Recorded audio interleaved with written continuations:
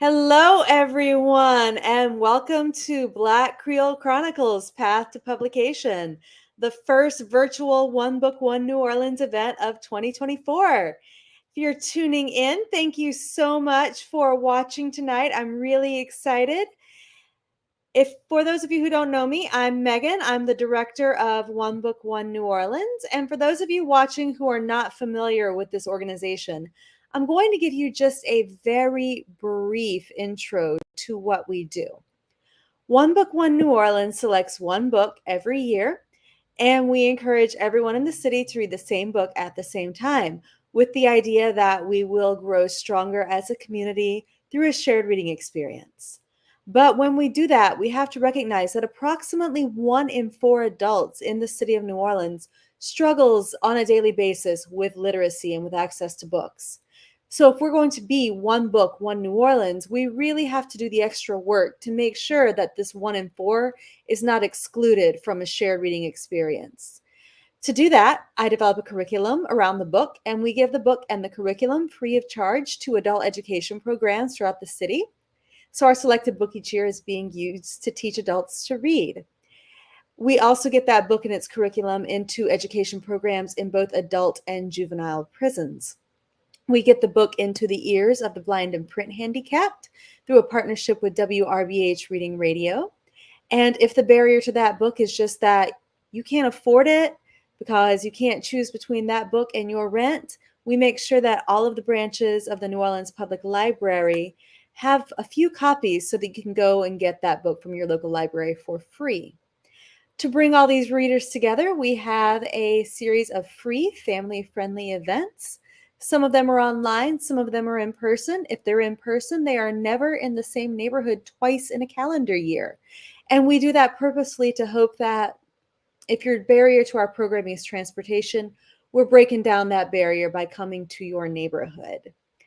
And what is the one book for 2024 that we'll be visiting with all of these different neighbors with? It is Black Creole Chronicles by Lisa Saloy. We are so incredibly excited to have not only Dr. Lisa Saloy here tonight, but also the publishers of this amazing book to talk about how it came to life and then hear a little bit of it. So I'm going to read some bios, bring folks up as I read their bios, and then I'm going to get out the way and let the folks who really did the work on this book do the talking. I've thrown up the One Book, One New Orleans website. If you liked what I just said and you'd like to learn more, you can click on that at any point. And without further ado, let's bring up the real stars of the show. Abram Himelstein is a co-founder of the Neighborhood Story Project and editor-in-chief of University of New Orleans Press. He has written for the Daily Racing Form, the Houston Chronicle, and Next City. He is the author of Let Us Die in New Ways, The Gospel According to Moses, and co-author of Tales of a Punk Rock Nothing. There may be a little thing going on with his camera at the moment, so we will maybe bring him up in a second. And in the meantime, as we figure out technical difficulties, gotta love a live event, right? Technical difficulties happen in real time. We will bring up Chelsey K. Shannon, the editor at the University of New Orleans Press, who holds an MFA from the UNO Creative Writing Workshop. She likes to write zines that merge autobiography with cultural criticism. Her latest self-published work is Trace Chasing, Race, Place, Time, and Emmett Till. And y'all run, don't walk to get that book. It's incredible. And last but not least is the star of the show this evening and all year long, Dr. Lisa Saloy, who is the former Louisiana Poet Laureate, an award-winning author and folklorist, educator, and scholar of Creole culture in articles, documentaries, and poems about Black New Orleans before and after Katrina. Currently, the Conrad and Hilton Endowed Professor of English at Dillard University, Dr. Saloy documents Creole culture in sidewalk songs, jump rope rhymes, and clap hand games to discuss the importance of play. She writes on the significance of the Black beat poets, especially Bob Kaufman, on the African American toasting tradition, Black talk, and on keeping Creole today. Her first book, Red Beans and Ricely Yours, won the T.S. Eliot Prize and the Penn Oakland Josephine Miles Award. Her collection of poems, Second Line Home, captures New Orleans speech, family dynamic, celebrates New Orleans and the unique culture the world loves. She's also a playwright, and Saloy's screenplay for the documentary Easter Rock premiered in Paris, the Ethnograph Film Festival, and at the National Black Museum. She's lectured on Black Creole culture in places too numerous to mention. She's the editorial reviewer for Meridians, Feminism, Race, and Transnationalism. Her recent publications of verse, New Orleans Neighborhood Nation, and I Am New Orleans, an anthology, Kalamul Yasalam editor. As you know, we're all here to celebrate Black Creole Chronicles, which is her most recent published work. I believe she's got a couple of unpublished things coming down the line that we can look forward to very soon. So without further ado, I'm going to get out of here. And Abram, Chelsey, and Mona Lisa, take it away. Thank you, Megan. Thank you for this, for the platform, for all that you do for One Book, One New Orleans. We appreciate you. This is God's work, really. You are building community and helping with a great need. Literacy empowers everyone. So thank you for that work. Thank you.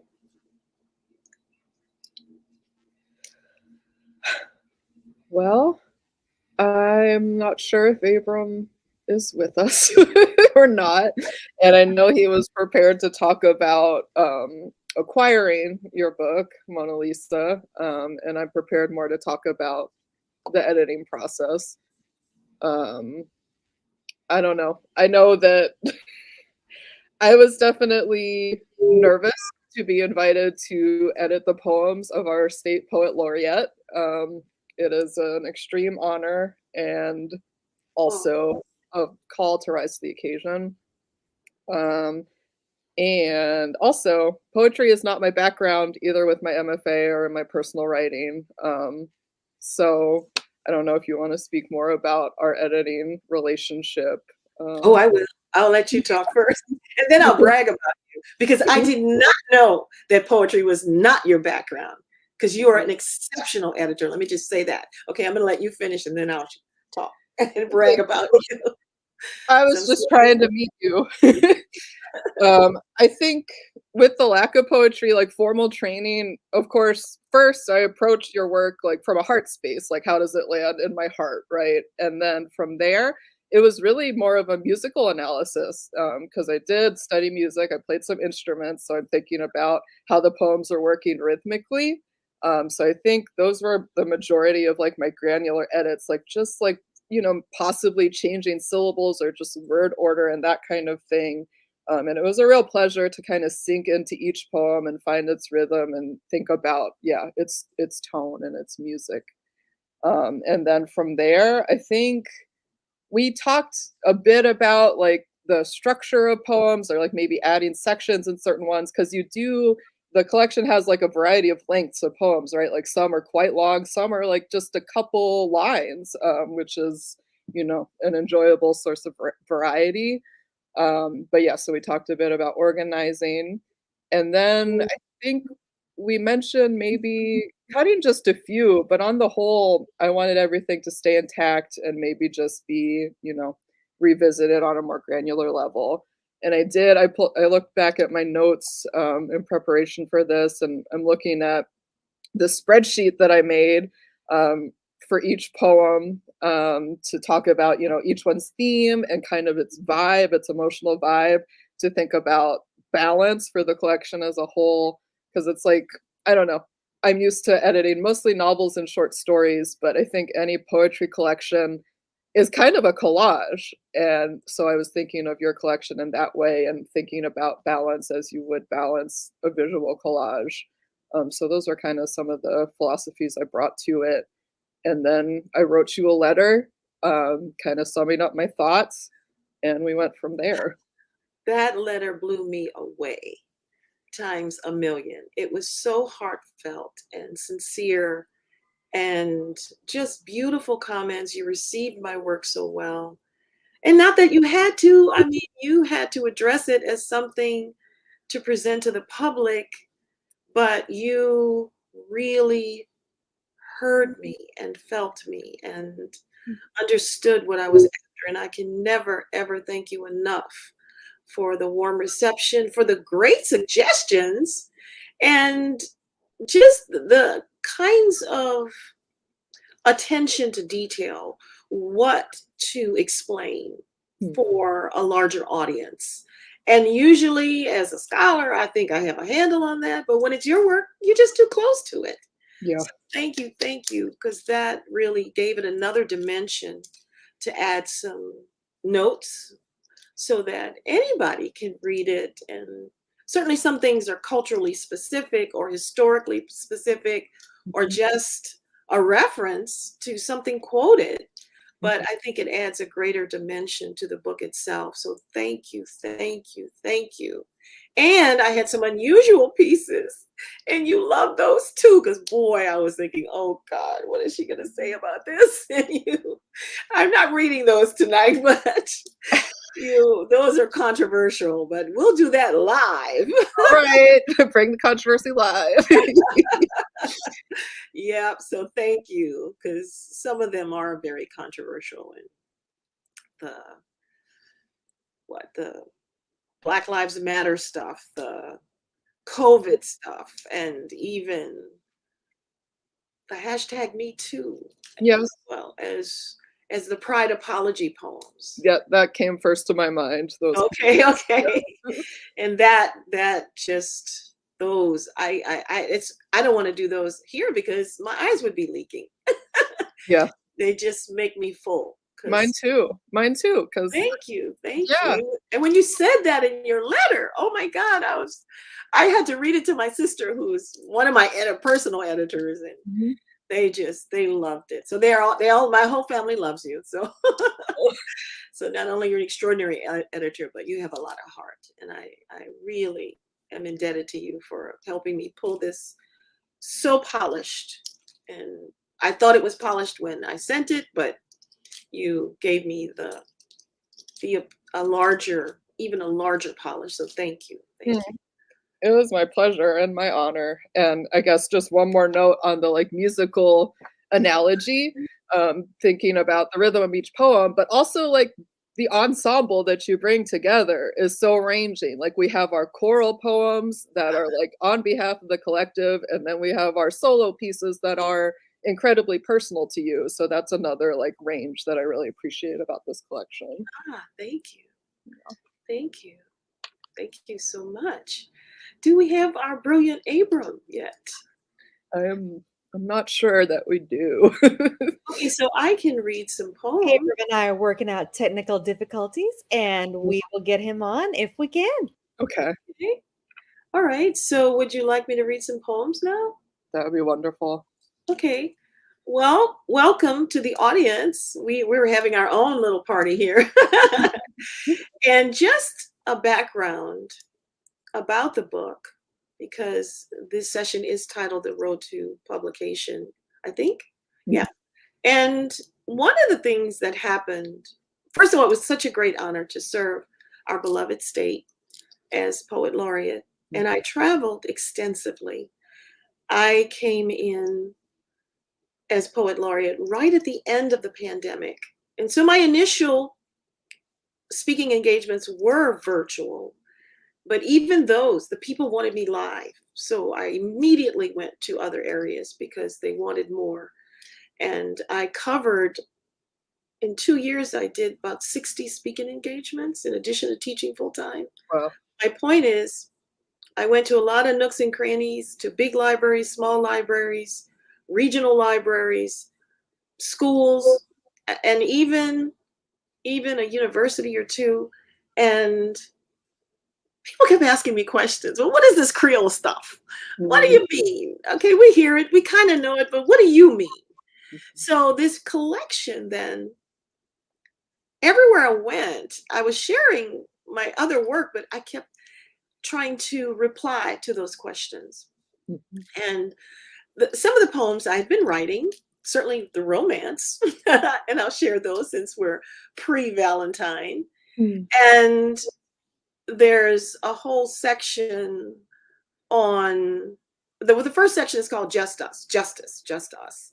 And it's a background, it's history, it's how we got here to Caribbean North in New Orleans, and then how we lived and live. And then there's a hurricane section. I'm not going to read any of those, but then the romance section, I'm going to read a few of those. But the last section, the largest section, is called We Matter. And some of those are, so I'm reading less of the personal. I left the personal to the romance section for tonight. And the Me Matter section touches on New Orleans, but it's more American and more vast. And even the Just Us section, I'm trying to capture a generation of change. But back to the Creole question.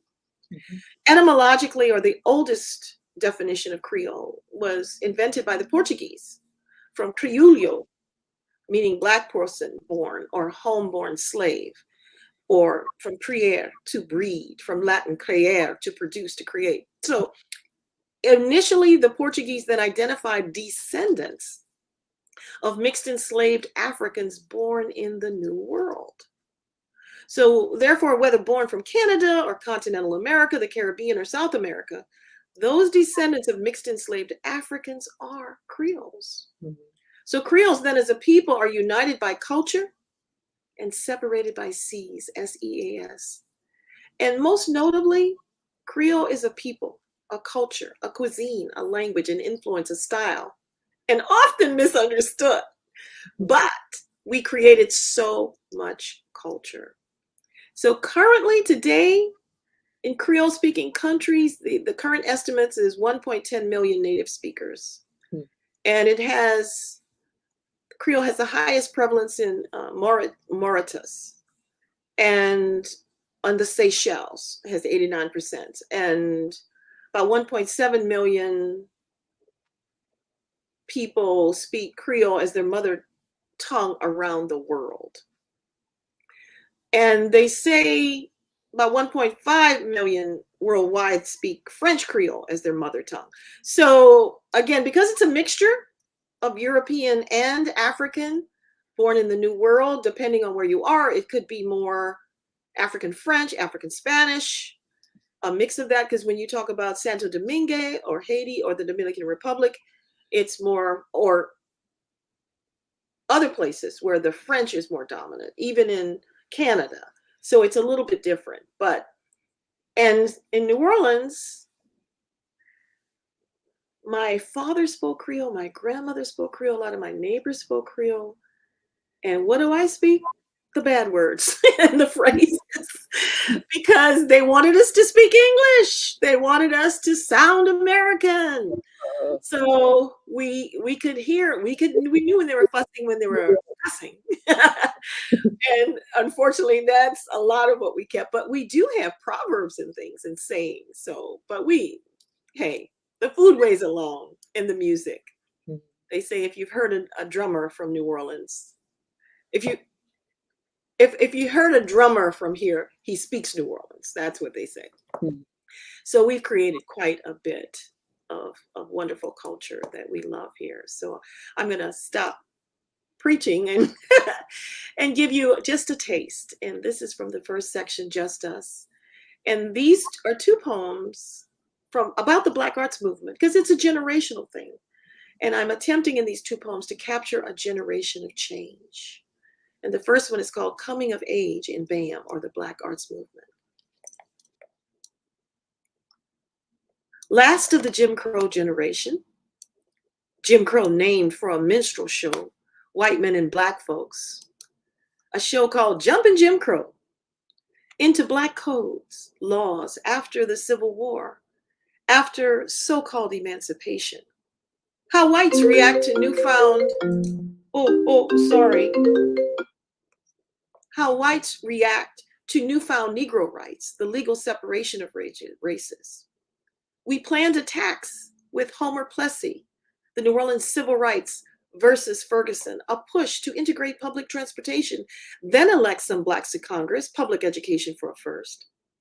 Ku Klux Klan rose with first national blockbuster film, racist D.W. Griffith's Birth of a Nation, then people's protests, that bloody summer of 1919. The NAACP and the Urban League fight, later Emmett Till and the Scottsboro Boys, fuel our rage. Brown versus the Board of Education ignites hope. A child in the separate Jim Crow 1950s, where colored-only restaurants, leftovers turned into soul food cuisine. Great colored cafes, juke joints back of town. Jazz blossomed, bound by colored-only water fountains. Get groceries at the rear or side window. Couldn't sit at public counters. No colored electricians, plumbers, truck drivers, all illegal. Some, like my daddy, passed for white to survive. Some to infiltrate enemy plans. Backyard parties, suppers, second lines. We passed a good time together anyway.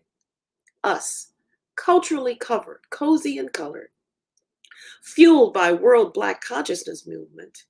David Walker, Marcus Garvey's legacies alongside the rise of machines, folks fed by Marxist critiques of capitalism, abuses of labor. Finally, World War II blacks in the Army, Navy, Marines, Air Force, saving peace. But Jim Crow's still an ugly thing once home.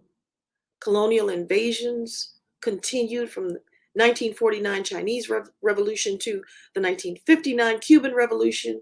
More international black intellectuals, Aimé Césaire, Frantz Fanon from Martinique, Nicolas Guillen, Cuba, Nelson Mandela, South Africa, Ngugi wa Thiong'o from Kenya.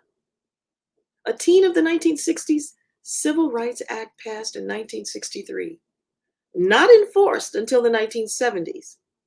Larry Neal and Leroy Jones make Black Fire, that wonderful, groundbreaking anthology. Our Christian names flew into African tongues. Abina, girl born on Tuesday. Kofi, born on Friday. 1961, Amira Baraka arrested at United Nations protesting the murder of Patrice Lumumba of Congo. Independence movements in Congo, Egypt, Ghana, Nigeria, Guyana, SNCC, the Student Nonviolent Coordinating Committee, rises. Detroit Red blasted into Malcolm X, taught resistance by any means necessary. Then firebombed, touched by God to minister El Hajj Malik El Shabazz, but killed February 21st, 1965. Then Stokely Carmichael restamps the Black Power slogan, 1966, reviving Garvey. We divorce colored. A Negro, eyes to the ground, cower. For African dashiki wearing, gospel singing, lift every voice. Folks, flaming black became beautifully bold. Kinks, curls, afro poofs, fanned to be proud. Black fires, flowers, from red beans to black to brown to yellow, all black. Our great past unveiled, from Akan and Yoruba kingdoms to proverbs to Benjamin Banneker designs of the United States capital city, Washington, D.C. Always blazing trails, always inventing, from the ironing board to traffic lights to the first working computer and blood plasma. Thank you, Dr. Charles Drew. Jazz bop to a love supreme, a love supreme. So what, Miles Blue? Rhythm and blues wail. Oh, Ray Charles' Sunshine. Soul birthed rock and roll to rock, and whites would never be the same again. Our poetic voices exploded like fireworks. I, Bambara, Amiri Baraka, Brooks, Evans, Haki, Spellman, Giovanni, Henderson, Kaufman, Walker, Young, Reed, Redmond, Carolyn M. Rogers, Black journals pop up times 20. We kept our eyes on the prize. Oh Lord, We kept our eyes on the prize, oh Lord. Right. Another poem from that section is closer to home. If you've never been, please visit Wallace, Louisiana, to the Whitney Plantation Museum. It's the only American museum dedicated specifically to the point of view of the enslaved. And this is not very long, and I'll stop after this so you can hopefully introduce Abram. Okay. At the Whitney Plantation Museum, Wallace, Louisiana. At the Whitney, the field of angels tells all. Woodrow Nash, artist of Akron, Ohio, creates 71 life-size kids from photos, replicas of enslaved kids who lived here. Sweet faces with no eyes to symbolize the hopelessness of being enslaved. My souvenir pendant tethers a little boy, John McDonald of Baton Rouge, Louisiana. No, sir, boss. I can't read and write. When I was brung up, if my boss man catch me with a pencil and paper was 25 lashes. Federal Writers Project narratives. Here is their wall of honor. The Indigo Nation, generations enslaved. Musa, Arabic for Moses. Mandingo Nation, born circa 1778. None know for sure when. From a warrior nation, Kwaku, born on Wednesday. Mina Nation, born circa 1769. None know for sure when. Then men called bucks. Their job, make babies, make more enslaved. Enslaved work begins by 10 years old. Death comes in 10 years for many. No incentive to keep the enslaved alive, a so-called renewable resource. 1452 Pope Nicholas V sanctions enslavement. Pope Nicholas V is given 250 slaves as a gift. His papal bull decrees dark people of the world slaves, savages to be conquered, giving religious coverage for slavery for over 600 years. All enslaved denied their native names, new last names given at baptism. That's required to be raised as Catholic, yet rarely buried. At the Whitney mass graves there, some 200 kids can't afford to carry enslaved from the field. 2,209 enslaved infants born in St. John the Baptist Parish perished prior to their second birthday, put into earthen holes. Occasionally at the Catholic Church here, Heidel owned 8 plantations at the height of his wealth. Catholic sanctioning of Black enslavement was not repudiated, not ended, until 1992 by Pope John II, who then apologized in Africa. 1992. Here at the Whitney, the field of angels tells all. The whip is the lash of God. Only those who endured can explain. I hope you get to go. It's a powerful experience. The visuals are there, but they literally have walking tours with docents who know the past and know the land. You can see they reproduced enslavement cabins. There's a jail of iron. You can see you can see the sugarcane growing. You can see the swamps where Black people ran into, where the indigenous welcomed them into those palmetto swamps. It's powerful. And if Abram's not here, I'll read something else. Is that going to come back? Maybe so, maybe not. Okay, I'll read again. Viral is so hopeful. Okay, I know. Okay, there's one more BAM poem, Black Arts Movement, and this one is specific to me. It's called BAM and Me, or Black Arts Movement and Me. Like the Harlem Renaissance or the Beat Movement, the term the Black Arts Movement is something we say in hindsight a label to honor and dignify, a legacy we recognize as significant in many lives and affecting generations. At the time, post Brown versus the Board of Education in Topeka, Kansas, the painful integration of public schools, and the aching protests and sit-ins of the heinous Jim Crow era. We lost great heroes and heroines, Malcolm X, John Fitzgerald Kennedy, Martin Luther King, Bobby Kennedy, and Fannie Lou Hamer said it best when she was sick and tired of being sick and tired. She articulated what we all felt, what our ancestors lived in the indigo and cotton fields of the South, in the subways and street corners of the cold North, locked out, looked down upon, often hated, misunderstood, and few outside of us really cared. Thank God some did. Something wonderful happened. The era of realizing the continuous push for civil rights was raging. Most importantly, we, once Negroes, then colored people, became Black and beautiful. It was somewhere between the Black Panther movement calling us to arms to defend ourselves, as Malcolm X said, by any means necessary, and the Black Muslims practicing cooperative economics. Again, harking back to Marcus Garvey, amid our newfound consciousness that traditional church was historically hypocritical too. Later came the birth of Kwanzaa to offset our newly found ability to promote buying Black. Then Don L. Lee became Hakeem Matabuti and told niggas that to be Black is to be very hot. Leroy Jones called out an SOS, calling all Black people, and became Imamu Amiri Baraka.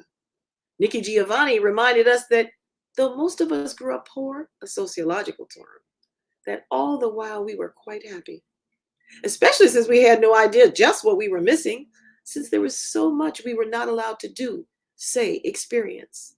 What we did do, say, and experience was cooking great, made from whatever white folks didn't want, later called soul food, and now the stuff of massive cookbooks, cooking shows, chefs, and the hottest cuisine in the world.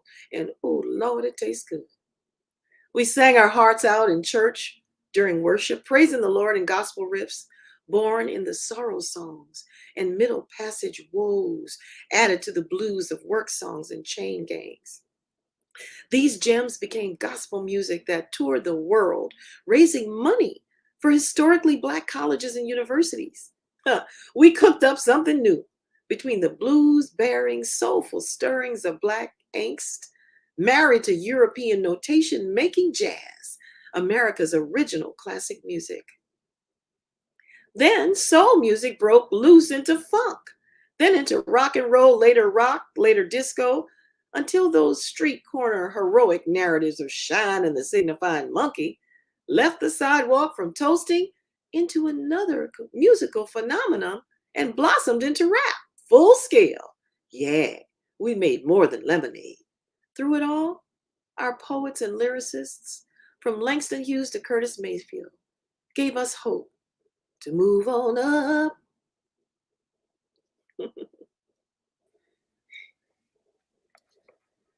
Your live readings with that, again, musical element, it brings a whole other texture that the page could never quite get. So it's such a pleasure to hear. Thank you. That's the fun about going to live readings. Yes. Yeah. Okay, so on that note, this next poem is an homage to Gil Scott-Heron. Great poet in his own right, even a novelist in his own right. And his famous song, The Revolution, is not televised. And this is by permission of his spirit. It's called The Revolution is Televised. When we were colored, Negroes and niggas, abused, killed wholesale, ignored, taught to look down at ourselves, not into the eyes of the privileged. Assaults were undercover, lynchings rarely reported. Colored sisters insulted, slapped, tortured, young bloods disappeared. Some sisters captured, killed, or raped, or all of that. White cops snuffed out lives, families broken, busted, denied, loved ones taken quickly. No witnesses dare say, no law in defense. Only tears and grief and loss left in those empty spaces. Gil Scott-Heron called out the revolution in hearts, minds, movements on each block, each family, each neighborhood where the revolution lives. So kudos to cell phone shots of George Floyd, body cams showing, dash cams telling. 6 o'clock blues now pans Black Lives Matter murals on District of Columbia streets, or George Floyd murals on sides of inner city walls and monuments to such murders. The revolution is televised in Amanda Gorman's spoken word film, or YouTube channels of poets singing salvation songs and Black beauty uplift and new MP3s on Spotify, and in cultural festivals around the globe celebrating Black arts, defying division and denial. The revolution is televised every day, every way. No need for incognegros or sissy-cog-negros or undercover Negroes of any kind. We be bold, new daily, delivering ourselves, climbing, striving, being. Now, the revolution is.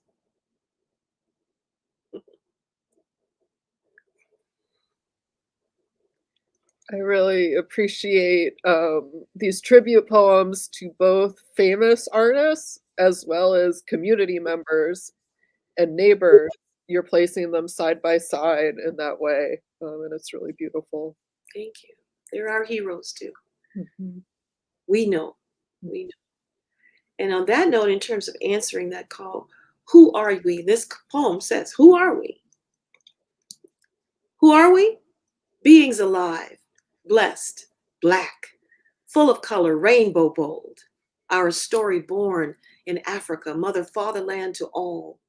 Beginning of man and woman who left the Sun Belt, left Sahara hills, left Nile rivers, left Kenyan mountains or Gambian shores or Tanzanian islands, north to Europe, east to China, west to India, Russia, to Pacific Islands or Mexico, navigators of seas, once Gondwana land, split into many lands, so ancestors built pyramids, the Sphinx, agriculture, astronomy, astrology, medicine, arts in bronze, gold, iron, masks of beads in woods that don't rot. Ancestors whose faces were glad and sad and regal and made drums and banjos and birras and chants and moans, hollers with calls and responses. Then colonial thieves came. The axe forgets, the tree remembers. Our mighty kingdoms broken apart, ancestors taken, shipped across the sea, commodities, Black bodies packed like cigars, forced to breed as they stole fertile lands and enslaved our ancestors, stripped of our tongues, family faith stuffed into Western ways, made into beasts of burden and branded a problem, people to be ignored or lynched, stomped into jails or killed wholesale by police who protect and serve whites. The axe forgets, the tree remembers. Did we lynch whites? Did we rape whites wholesale? Did we starve whites? Did we chain them? The axe forgets, the tree remembers. We jam on banjos, guitars, drums. We dance, sing, shout the joy of Black talk. We be doing it, we be jamming. The axe forgets, the tree remembers. If anybody asks who we are, tell them people of God. And on that note, I'll end that part from Just Us with this one poem, Culture Juice. Take some 30 million Africans from their mother fatherland, blend for 600 years in the New World, 400 years in the USA. Stir 300 years of bodies in chains on auction blocks, rub tar and feathers, cancel lynching and colored only Johns, spend 100 years in emancipation, hopscotch around Black codes, watch Ghana, great Jim Crow to integrate education, plus 20 years of civil rights. Hello, Africa. Add 4,000 tons of elbow grease in the American School of Hard Knocks, sift 150 years of blues with 5,000 years of sacred songs praising God and lifting each other up in all our swag, divinely guided. 120 years of jazz, 50 in the fields and back alleys. 75 years of rhythm and blues, our soul music with 20 years of rockabilly rock. Weave ska and mento into that 4/4/1 drop, reggae rhythms. Pass it on, Rasta style. Then pour 60 years of mothership funkadelic funk, 200 of thin visibility, loving our soulful strivings, plus 40 years of OG original gangster rap. Love legacy. Leave respect for all brothers and sisters. Shake, rattle, and rock. Lift every face from cafe au lait to chocolate. Thank our creator. Toast today and drink to tomorrow's triumphs. Okay.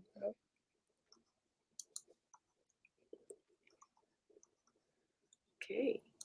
And no Abram, so I'll keep going. I'm going to read a couple of just 3 short poems.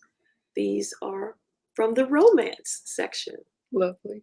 This is Poem on Wednesday.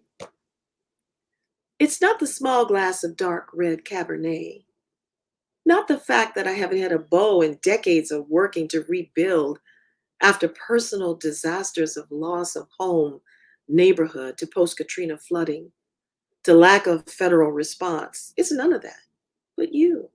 So I text to see if you're up, just to reach out to you. I reach for your voice, your hugs with my face near, your heart. I want to tell you nothing important is the weather, but I find that I want you near me. Such wanting is new, the delight of a new flavor, the taste of ripe mango in season, and your manly shoulder leaning toward me. And it's almost Valentine's Day, so I had to give a little romance. I'll read one more, and it's called Valentine. One more of the romance. All my life, only my dad, my brothers, and close cousins returned my affection, caring, closeness, and companionship, until now with you. No, it's not the giddy high school crush we had, or that spark of youthful attraction that sets lions on fire. Instead, a grown affection, a closeness that feels like home. You feel like home to me. Thank you for returning the care I offer you, the loving moments and sweet, clean heat between us. Plus, you are here for me as counsel, teaching me new skills, handling contractors, sharing great lawyers, and as a friend who cuddles. It's a happy heart day for me because you give my heart a contentment I've never known until you. Thank you for many loving moments, and God willing, many more to come. These are just so lovely, and I feel so lucky to hear them. Thank you. Thank you so much. How are we doing time-wise, Megan? Should I stop now, or you want me to read a little more? Fine, and I will never stop you. So you tell me when you'd like to end, and that is when we'll turn it over to the comments and questions. Okay, so I have 3 more that are short. Okay. And I'm going to read them. And these are from the 3rd part of the book called We Matter. This one is American Facts. No one wants to hear how every other day a Black man or woman or kid is killed by a white cop. The difference a video makes is racism in your face. Everyone saw some of them, from Eric Garner walking, munching Twizzlers. Michael Brown, silence is violence. No justice, no peace. Global agreement denouncing racial injustice. In London, a once-a-week event. Blacks killed by cops. No chokeholds. We can't breathe. In America, 2 Black men a week are killed by cops. In America, a Black man is 21 times more likely to be killed by police than a young white man. Ask Eric Garner, Trayvon Martin. When do our kids go from cute to scary? When will Black parents and families stop having to have the talk of how to prepare for overt injustices, even being killed? When will we breathe? When will America tell the whole truth? When will the USA be just? When? Stop killing us. This one is an homage to New Orleans, our Mardi Gras time, parade goers, request for beads. I got my Mardi Gras beads on from float riders, and we say, "Throw me something, mister." And what else do I need to explain? Oh yeah, a chawa is a Black Indian street parade in the neighborhoods, and a penny party is a yard party where the entrance fee is determined by your waist size. All right, throw me something, mister. Throw me something, mister. Throw me my pride in my step. Throw me my ancestors here so we can chawa and chat about them, then and now. Throw me my mother, mister, alive well before age 50, dancing whole, doing dishes and trying to sing the Christmas song like Nat King Cole. Chestnuts roasting on an open fire. Throw me into a good penny party in the backyard, mister, when chunks of watermelon on a stick cold makes me forget it was 98 degrees in the shed. Throw me a tomorrow of equal humanity working together for a better life, a better planet, a better truth. Throw me into space, mister, the galaxy glowing glad on God's love, picturing a peaceful earth from my left eye view. Throw me a penal system eclipsed of profit and promoting rehabilitation at the expense of voting rights. Mister, throw me a new constitution that eliminates the electoral college now, whose need is outdated by technology. They don't vote with the people. Throw me a real for true American democracy where the people's vote counts. And I'm going to end with this one. Activism knows no age. I stand for those forgotten. I stand for those jailed for frivolous accusations, those sealed into life sentences for lightweight and often not well-proven offenses. I stand for those dismissed by color, caste, lifestyle. I stand for youth without parents. I stand for girls not to be molested. I stand for boys not to be molested. I stand for elders trying to live well. I stand for schools without current textbooks, technology, or well-trained educators. I stand for neighborhoods to remain safe. I stand for schools to remain safe for kids, teachers, staff, free from guns. I stand for stutterers, students with learning challenges, misunderstood by schools and anyone who thinks themselves better. I stand for honest, hardworking folks bullied by unfair people and work practices. I stand for women to get equal pay. I stand for ex-prisoners for the right to vote. I stand for an America for all of its people. I stand for neighborhood schools. I stand for Americans to learn the truth about its history. I stand for America to tell the truth about its history. I stand for justice. I stand for truth. I stand for peace. Stand with me. Thank you.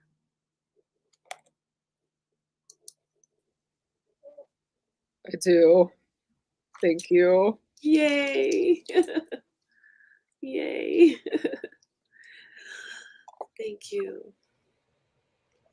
So, Mona Lisa, would you be open to taking some questions? Sure. Okay, first one is not a question, but a comment, but it's really beautiful, and I just want to read it. Please. Hi, Dr. Mona Lisa Saloy. I'm Frances Abotarse. I'm sorry if I just mispronounced your name. In Ghana. So shout out to our international audience. I'm enjoying every bit of your mellifluous reading, learning firsthand how it felt back then. You inspire me so much. Oh, thank you, Frances. That's so sweet of you to say so. And from Africa, Ghana. So this next one is a question. Okay. Miss Saloy, when did you know you were a poet? Hand to God, honestly, when I met young Black writers who were reading in a cafe, and they were reading the works of the great poets.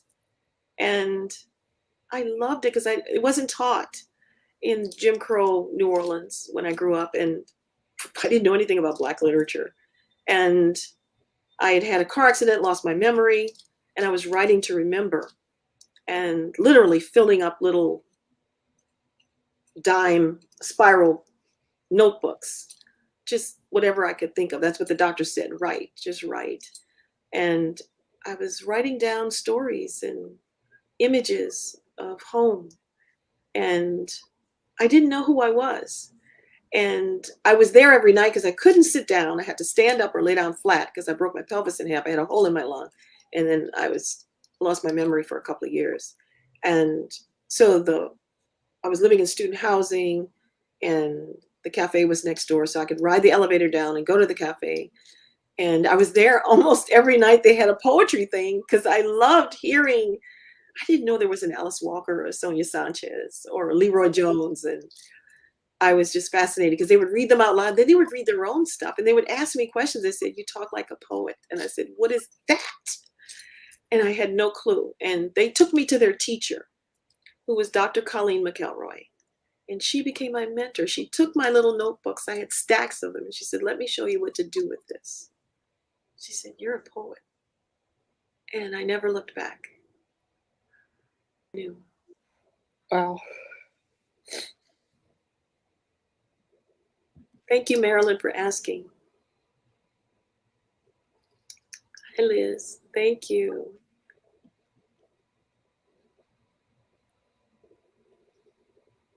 I will ask one if no one else has one. So y'all drop your questions in the comment section on Facebook and YouTube, because otherwise I will ask a really dorky question right now.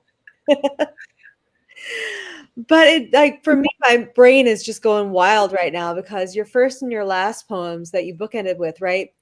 So much of that is about that first poem is talking to us about telling the truth of history, which I might get into in a second, but we have a question from LaToya Taylor first. My writing process is whenever I feel the mood, which is kind of often. I have changed my lifestyle since right before the pandemic. I took in a big Rottie, a Rottweiler, who is a rescue. I wasn't even looking for a dog, but he made my life more regular. So I go to bed early because he does, and we wake up early. So we have a schedule. But so I used to stay up late and write or have a drink or something. And when I was younger, oh my God, we thought we had to be a little boozy. You had to, no. So now I'm actually more productive. I get up early, I write because I'm always working on something. I write by what moves me first. But so I'm always writing, I'm always responding. As a professional, that is an educator, as a performing poet, that kind of thing. And I'm in a community of scholars and writers. For example, I just did 2 blurbs for 2 different manuscripts. That was slow reading, but brilliant reading. And I had to do those authors justice. And I couldn't rush it. So I put my work aside to give them the attention. Because when I'm in the mode of working on something, that's it. I don't want anything to interrupt me. I can eat and cook or do my regular stuff, and so I spent my holiday reading these manuscripts and responding. So I float between what is most prevalent with me and what moves me. For example, in all those 60 speaking engagements in 2 years, besides teaching full time and doing stuff on campus, here I am writing poems, answering questions. So I can't say that I only write a half an hour a day or 3 hours. It just depends. And I decide what stories because they tell me somehow that they need to be told. My handle is that I write to speak for those who can't or won't tell Black Creole stories. There are so many people in my community that are illiterate who have brilliant stories. I'm talking sidewalk ministers and nanans and parans and so many people who are brilliant. My taxi driver is my neighbor, and he's got stories for days, and he's not going to write them down. So I'm always inspired by the great minds of my community and their lives and their stories. So I just take one at a time, and sometimes I overlap them, and that's, I don't know if that's any one answer, but I guess you will learn your rhythm. And there's no competition when you're an artist. I think the best artists create from the heart and the mind.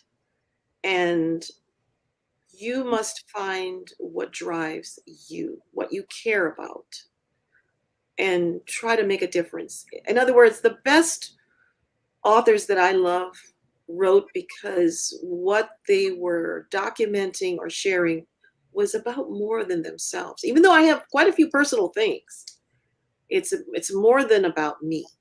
It's less about me and more about my people and telling their stories. Otherwise, human history won't know who we were. And so I try to make that contribution. So that's first and foremost, to be worthy of the gift of writing and speaking, and to make it about more than myself. So LaToya, I hope that helps you somewhat. We have another question. This is from Jean, a New Orleans native living in Chicago. All right, in Chi-Town. All right, here's Jean. All right, homegirl.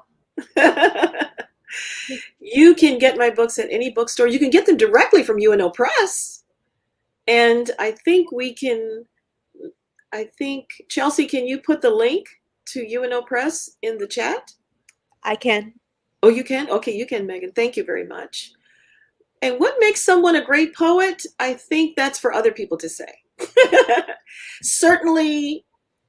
Oh, okay, Blue Devil, you're a Dillard grad. I love it. Thank you, Jean, for sharing that. Dillard has been my employment home for 32 and a half years. And I've raised generations there, as well as other colleges where I've taught. But certainly Dillard has been my cultural and aesthetic home for some time. And the faculty is from all over the place. So it's always been international, as well as the students. And now we even have a baseball team again. But it's a fun place. Anyway, what makes a great poet? I think someone who's dedicated to craft and content. You have to imagine if imagine if musicians didn't learn the scales. I mean, what would you have? You wouldn't have melody. So we have to study craft, and great poets know craft. And we learn that by reading other writers, really. And then I think dedication to that. But whether you're a great poet or not, I think that's for other people to say. That's the writers that I know, even living today, that I respect and love and admire, they're not trying to be famous. They're artists producing work that they are passionate about, that is bigger than they are. They are capturing something so special. And it resonates with us because it has that verisimilitude, that sense of truth, and that authenticity. So again, that's for other people to say. That's for the critics. Yay. I hope you get to use them. Thank you for your support. Yay, you. All right, homegirl. Oh, thank you, Marilyn. Thank you so much. Thank you. I appreciate that. Try to be worthy of God's gifts. Thank you. We might have new questions coming in. Oh, You're thanks. welcome. I love that we can see people's faces on this platform, even though we can't see their faces, you know? Love that. So speaking of seeing faces, y'all, we get to see Mona Lisa's face and Chelsey's face 1 month from today at University of New Orleans in the Earl K. Long Library, room 407. And the best part about that is that Abram, who's having technical difficulties, has a whole month to polish his introduction and his questions to Mona Lisa, so they'll be extra good. We have another question from Jean. Oh, what else do you read beyond poetry? I have to confess, I read more nonfiction than anything. I inhale newspapers, magazines, journals, and again, I read a couple of manuscripts of poetry, verbs, but matter of fact, I'm reading the history of the book I just got, the history of the Holy Family nuns, who is the Black Order of Nuns here in New Orleans. They were the first Black missionaries to the Caribbean, post-enslavement. And I learned, and one of the sisters is 96. She sings in the choir, the gospel choir with me at church. Sister Josita, I don't know if she's here watching. 96. She's got a beautiful voice. She's alto, but she's from Belize. And so when I learned that the sisters had been to Belize, so I start reading and then I start researching because I want to know more. And so that's what I'm reading currently. And I was able to put that into the work I'm writing to honor the Sisters of the Holy Family. So that'll be in a new book I'm finishing now. But otherwise, I also received 2 novels that I'm so excited to read by Gil Scott-Heron. I didn't know he was a novelist.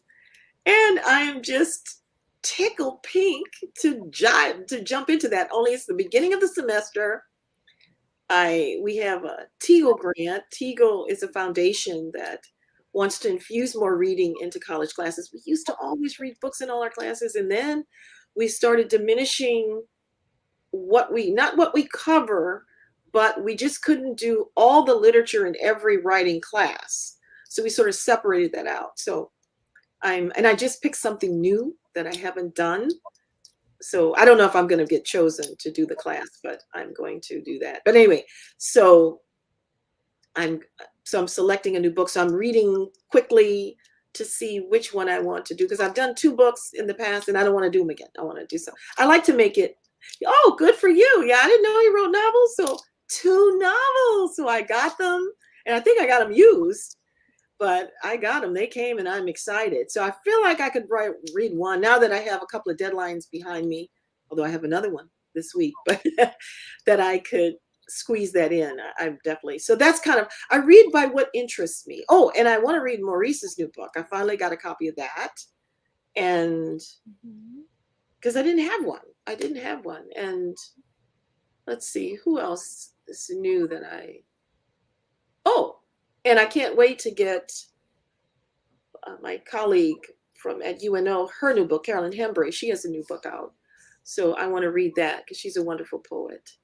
And somebody else. But anyway, that's kind of how I read. I read by my interest, and it varies tremendously. But I always inhale the New York Times, the New Yorker, the Atlantic, and I'm trying to decide whether I'm going to spend all that money to get the Nation again. Because some places you can't read unless you subscribe. And so, but I read a lot. So, and can you tell? I've been rebuilding I lost over 5,000 books when everything drowned in Katrina, but I'm still rebuilding my library. And so, but yeah, Gil Scott-Heron writes novels. So other than Sisters of the Holy Family, okay, any themes you're exploring? In my upcoming work, yes. I have a collection of essays on folklore, Black Creole culture in Louisiana. Everything from the Houdat controversy, which I was one of 5 folklorists hired to solve that. It was a legal case. And we got that done. And my particular part was thankfully important to terms of endearment, to sidewalk songs, jump rope runs, and clap hand games that I collected for 2 decades. and what I learned from those kids and by those kids, and the connection to toasting and to rap. There's an article on toasting. So folklore. I'm a folklorist by training and by practice. I'm a Louisiana folklorist and commissioner. So I serve on the commission. And as a matter of fact, in last fall, we presented the big chief of the Yellow Pocahontas, the masking Black Indian tribe from my neighborhood, at the presbytere at the New Orleans Museum, because he celebrated 50 years of masking as a Black masking Indian. His father celebrated over 50 years of masking as a Black masking Indian. How many times will that happen again? And his family, his grand uncle was one of the original groups of Black masking Indians. So that kind of continuity, we have community here still. So I try to serve not only through my own work, but to promote and share and honor people who have earned that. So I try to do my part. So folklore is very present. Outside of that, beats, the Black beats, and the beat generation. Born and raised in my neighborhood is Bob Kaufman, Robert Gurnell Kaufman. And he coined the word beatnik. He was right there with Ginsberg and Kerouac. They traveled the country on the road, literally, went to Mexico together. They were actually all merchant seamen. And at different times, they met in New York. So anyway, my dissertation was on Bob Kaufman, and I never stopped doing that research. I got a fellowship to dig in California in 2019 in various libraries and collections. I've been to New York, to Paris to do that. I never stopped doing that work. And Billy Woodbury, who did the documentary on Bob Kaufman, I walked him through the neighborhood and introduced him to life here. And thankfully, he used very little of that, but shared all of his research with me. So I have interviews with some substantial beats that was not used. And so I just need time to transcribe all that and add that to the research that I've collected and continue to do. So I want to expand that dissertation and do that book on Bob Kaufman. He is more than deserving of. And so again, that's bigger than me. He is, I owe that to him. He's just a great man. And this is a man who was jailed over 60 times in 1 year in San Francisco because he was the Black poet. They didn't do that to the white poets. And he was there at Ginsberg's trial for obscenity.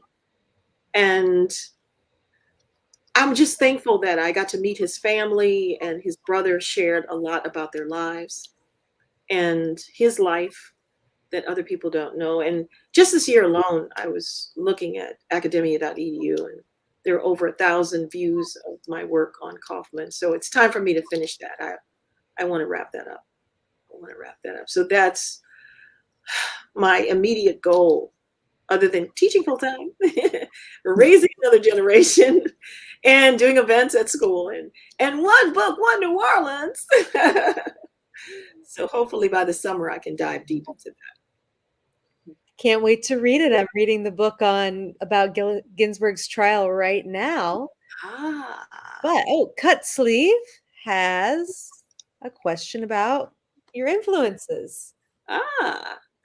So many.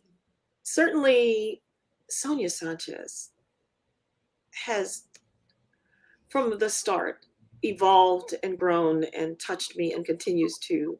Hakeem Adabuti, who was Donnell Lee, Leroy Jones, who became Amiri Baraka, Larry Neal, the early ones in, did I say Nikki Giovanni?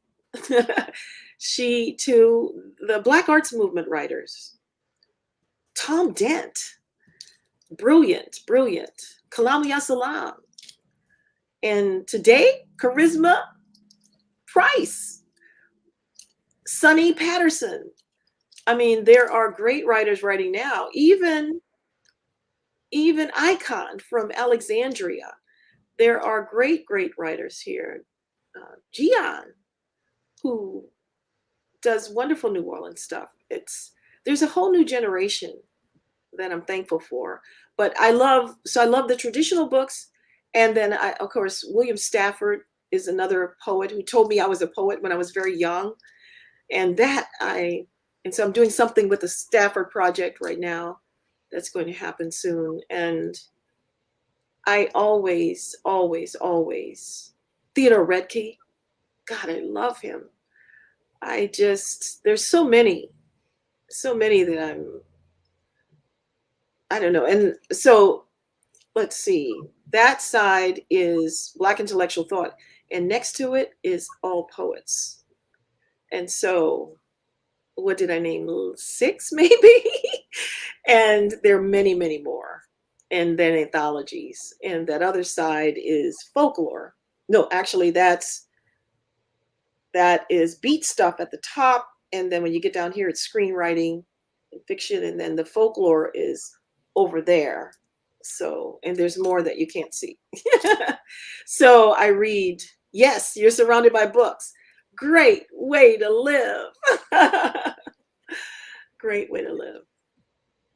So I hope that answers your questions. Read the greats that speak to you. Absolutely. And the fact that you've alphabetized them by genre, you're a woman after my own heart, Mona Lisa. Thank you, Betty. Coming from you? Oh.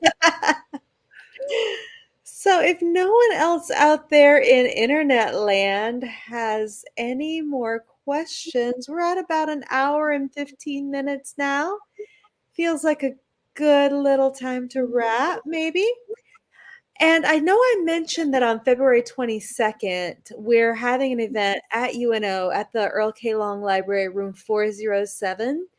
But, Jean in Chicago, Francis in Ghana, there's still a way for you to be a part of this. We record all of our events. It's another way that we make our events accessible to our community. And we're going to put those events up, those videos on our YouTube channel after they're done. So you can tune into our YouTube channel all year long for new videos of Mona Lisa and the events inspired by her work. So don't despair. We may do a couple more live internet events. But yeah, even though you're far from home, you can still be connected to things going on from home thanks to the glory of the YouTube. And I promise to read some very controversial pieces on that day that I'm saving for that day.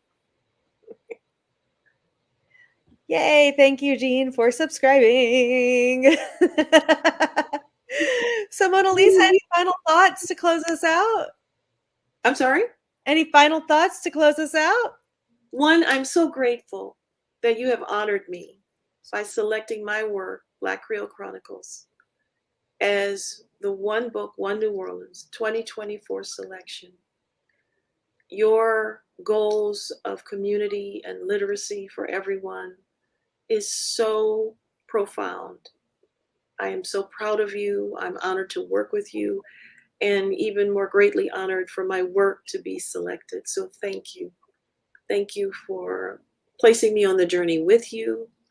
And I hope we can do some great things this year. See, now you're going to make me cry on camera, Mona Lisa. The people who are joys to work with. Let's give it up for Chelsey K. Shannon. The editor of Greatly. Thank you. And Abram chiming in from the internet land. He will be in person with us, we promise, on the 22nd. Sorry, Abram, but you were here in spirit. Fingers crossed, fingers crossed. Yes. I believe Cut Sleeves, also a poet going by the name of Daniel W.K. Lee here. Okay, cool. Yes. Thank you, Latoya. Latoya Taylor's our board chair. Shout out to her. Oh, great. Thank you. And yeah, thank you all. We look forward to seeing you on February 22nd. I am putting the RSVP for that into the chats right now. If you haven't RSVP'd, please do so. It's not required, but we love to have enough food for everybody. And to do that, we need an accurate head count. So please take a second to RSVP if you haven't. All right. So thank you. Thank you, Mona Lisa. Thank you, Chelsey. Thank you, Abram, behind the scenes. We'll see you in a month. Everybody stay safe out there in these carnival streets. Yes, laissez les bon temps rouler. Let the good times roll. Yes, indeed. Good night. Thank you, everybody. Thank you.